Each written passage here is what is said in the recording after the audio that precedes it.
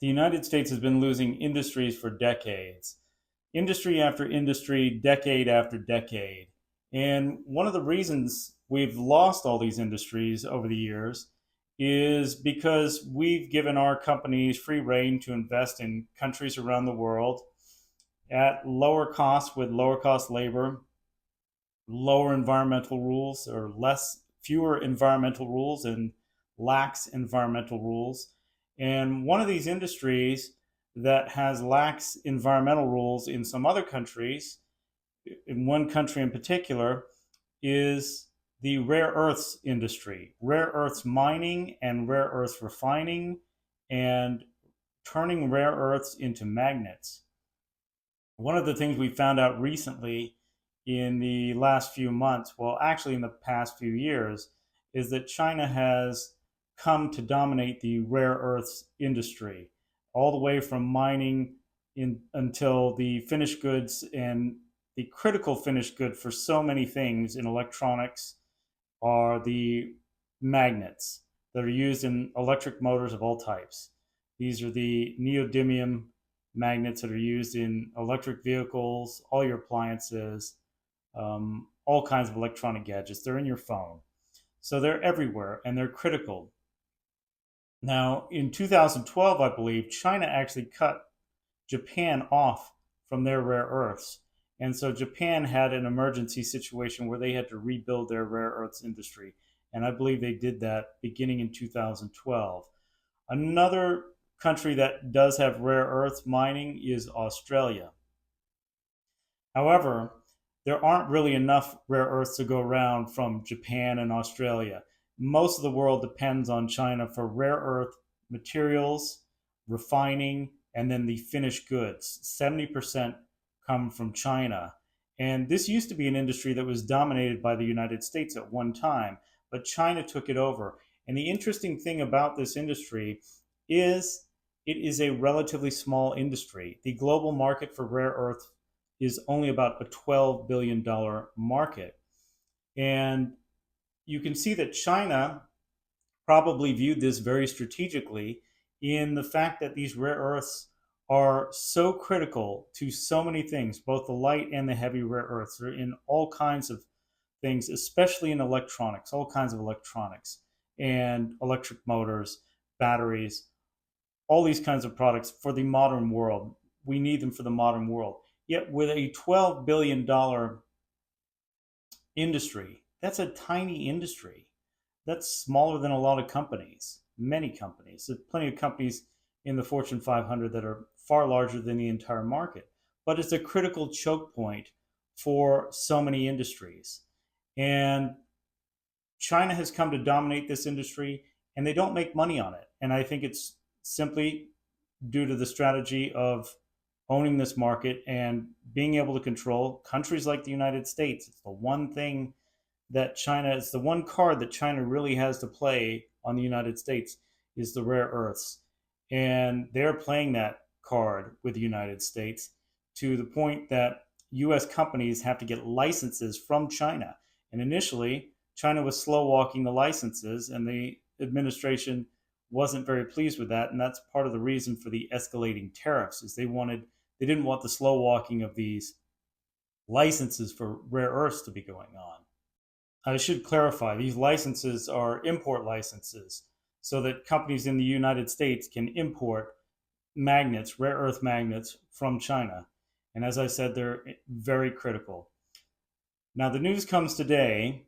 There is only one company in the United States that mines rare earths. They actually refine them and they make magnets. And the company is called MP Materials.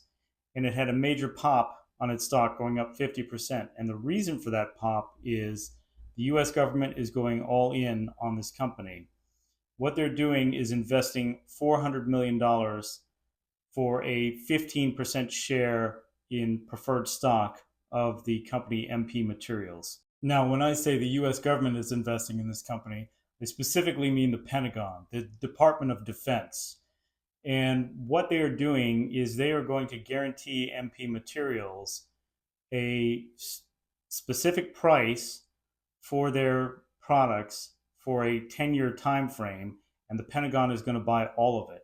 And the reason they've chosen this company, I believe, is because they're really the only company that is operational in the United States to do this kind of work. I know there are a number of smaller companies out there, but I don't believe they've started mining yet. They haven't started refining. I don't believe they're operational.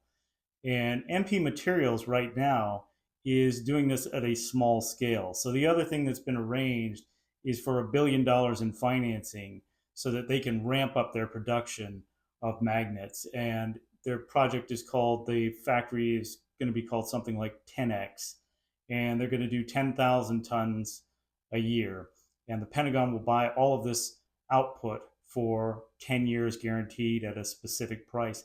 And I'm not the type of person that really likes government involved in industries, but you have to look at this industry as critical to the national security of the United States. Not only that, it's a very small industry.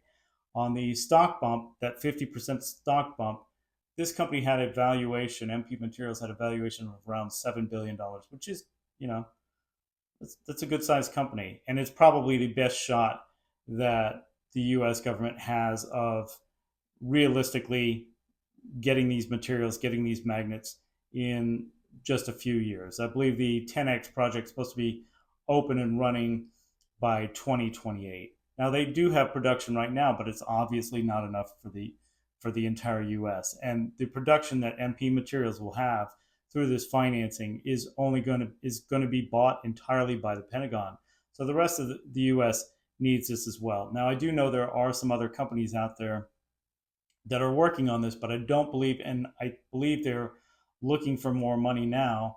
I can't remember the names of them, to be honest with you. If you happen to know the names, go ahead and drop them in the comments. But this is a critical industry for the United States, and I think really this is the only way to ramp things up very quickly is to have the government back it. And because it's so critical and such a small industry, and countries like China can afford to subsidize it at a loss, we're going to kind of have to do the same thing as well, because these magnets are needed in all the weapons that the United States has, but as well as all the EVs and all the electronic devices that we have as well. So it's absolutely critical for such a small industry to have the proper financing so that we can have a domestic industry in rare earths. It's something that's been known for a long time, that's been lacking. And as I said, it's one of the industries we lost. And we lost it due to the fact that it being a relatively small industry, and other countries wanted it. China wanted it because it is such a strategic industry. And as I mentioned earlier, Japan had to rebuild their industry when they were cut off from rare earths by China. So that's really the long and short of it. So if you enjoyed this video, please give it a like. And if you're interested in economic topics and business topics, please subscribe to this channel. And I'll see you next time.